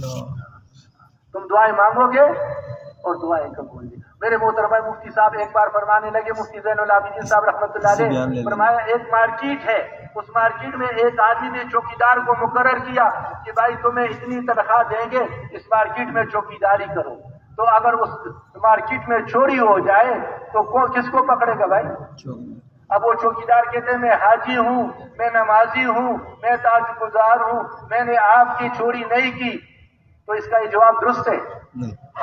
وہ بھائی کہے گا ٹھیک ہے بھائی، آپ حاجی ہو، آپ نمازی ہو، بڑے متقی ہو، ہمیں آپ پر اعتماد ہے، لیکن آپ کو جو ہم تنخواہ دے رہے ہیں اس لیے دے رہے ہیں کہ آپ کی یہ ذمہ داری تھی کہ یہاں چوری نہ ہو. آپ کی ہوتی ہوئی چوری کیوں ہو گئی؟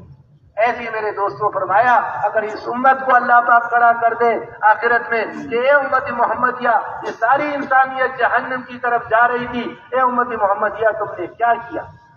میرے محترم بھائیو، ہمارے پاس کیا جواب ہے؟ حضور نے اپنے دل کے ٹکڑے باہر دے دیے، سب کو باہر دے دیا. حضرت ابو ایوب انصاری رضی اللہ تعالیٰ عنہ جنہوں نے پہلی مہمان نوازی کی، ان کے گھر کے سامنے اونٹنی بیٹھی، اس کا قبر کہاں ہے بھائی؟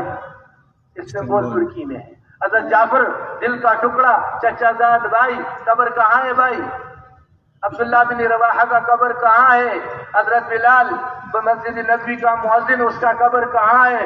سارے صحابہ ساری دنیا میں مکہ چھوڑ رہے، مدینہ چھوڑ رہے، نبی کے پیچھے نمازوں کو چھوڑ رہے اور تھوڑی سی دیر کے لیے رکے، وہ بھی ضرورت کے لیے نہیں رکے. میرے محترم بھائیوں، دوستوں اور بزرگوں، نماز کے لیے رکے، جمعے کا دن تھا اس کے لیے رکے. اور میرے دوستوں فرمایا اگر تم ساری دنیا جس پر سورج چڑھتی ہے اس کو بھی خرچ کر دو، ان کے ثواب کے برابر نہیں ہو سکتا. اتنا بڑا میرے محترم بھائیوں دوستوں. ابو خیثمہ رضی اللہ تعالیٰ عنہ سفر سے آ رہے، دونوں بیویاں اور میرے دوستوں چھڑکاؤ کیا ہوا ہے، گھر تیار کیا ہوا ہے. یہ سفر سے واپس آئے، دیکھا کہا میرے محبوب کہاں ہے؟ حضور پاک علیہ السلام کہاں ہے؟ کہا وہ تو تبوک میں ہے. کہا ابو خیثمہ اپنی بیویوں کے پاس رہے اور اللہ کی نبی تبوک میں رہے، ایسا نہیں ہو سکتا. ایڑ لگائی اور گھوڑے کو دوڑایا.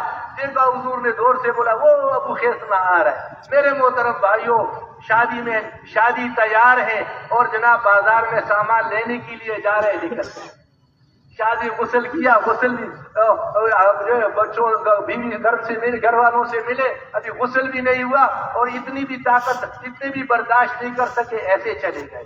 میرے محترم بھائیوں، پاؤں سے لنگڑے ہیں پھر بھی چلے. میرے دوستوں نابینا ہے عبداللہ بن مکتوم، وہ بھی چلے. کوئی ادھر صحابہ نے مرد بھی چلے، یہ عورتیں بھی چلی.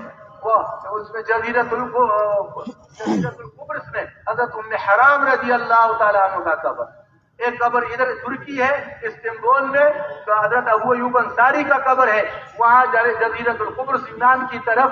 میرے محترم بھائیوں، ام حرام رضی اللہ تعالیٰ عنہ ہر قسم کی قربانیاں دی، گھر چھوڑا، سب کچھ قربان کیا، جان کو جان نہیں سمجھا، مال کو مال سب نہیں سمجھا، اللہ کی دین کو دنیا کے چپے چپے میں پہنچایا. امانت جو ان کو حضور نے سپرد کیا تھا کہ یہ امانت اب آنے والے امت تک پہنچاؤ، میرے دوستوں انہوں نے حق ادا کر کے یہ امانت ہم تک پہنچایا. باقی آنے والے لوگوں نے ہم تک یہ نعمت پہنچائی. مولانا الیاس رحمۃ اللہ علیہ کے قبر کو اللہ نور سے بھر دے، وہ ایسا درد اور غم لگا ہوا تھا، یا اللہ یہ ہیرا، یہ نعمت، یہ کیسے امت تک منتقل ہو جائے، یہ امت پھر اس کام پر کیسے آ جائے.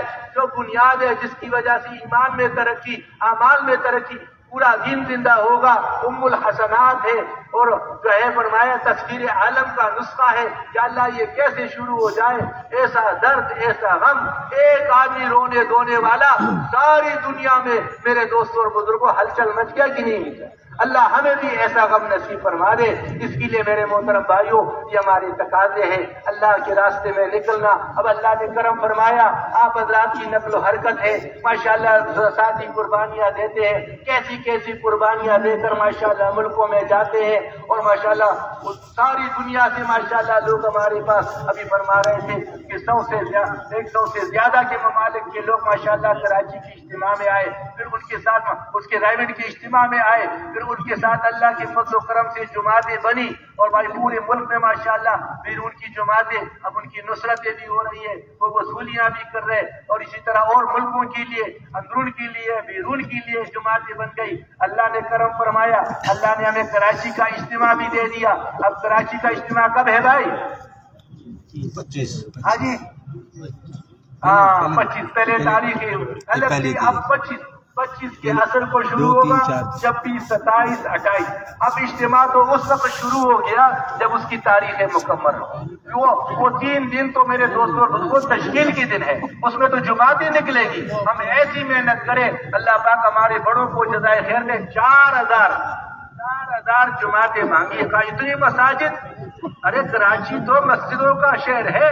اور میرے دوستوں بنیادی مسجد حاجی صاحب کی محنت، یہاں بابو بشیر صاحب کی محنت کراچی میں، بھائی محمد امین صاحب رحمۃ اللہ علیہ کی محنت ہمارے بڑوں کی سب کی قربانیاں کراچی میں سب سے زیادہ لگی۔ تو میرے دوستوں یہاں تو فرمایا 4,000 سے کم نہ ہو، تو 4,000 جماعتیں ہم نے چلے کی دینی ہے۔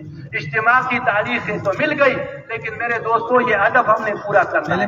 اسی طرح 30 جماعتیں ہم نے دینی ہے سال بیرون کے لیے، 7 مہینے کے لیے، 7 مہینے بیرون کے لیے 30 جماعتیں دینی، اور 30 جماعتیں اندرونی ملک سال کے لیے دینی، اور ہر مسجد کو اعمال دعوت سے آباد کرنا ہے۔